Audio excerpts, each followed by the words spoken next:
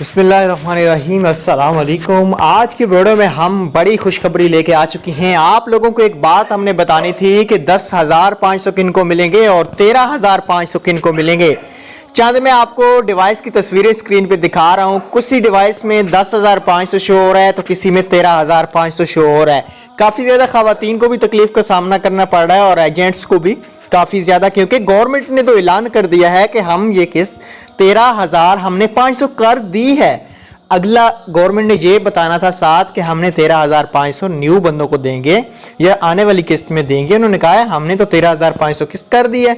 अब खवातीन कहती हैं हमें तो 10,500 दिए जा रहे हैं। तो इस टॉपिक पे बात करेंगे, वीडियो पूरी देखना। वीडियो शुरू करने से पहले घर बैठे पैसा कमाना चाहते हो, लाखों रुपए लोग कमा चुके हैं इस एप्लीकेशन से। वीडियो का लिंक नीचे दे रहा हूं, अब भी जाके वीडियो देखें और आज से पैसा कमाना शुरू कर दें।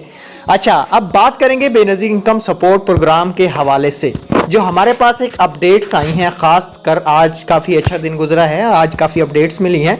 एक ज़रूरी पैगाम, बेनजीर इनकम सपोर्ट प्रोग्राम की पुरानी खवातीन की पेमेंट जिनके अकाउंट में 10,500 जमा थे उनके अभी तक 10,500 शो हो रहे हैं।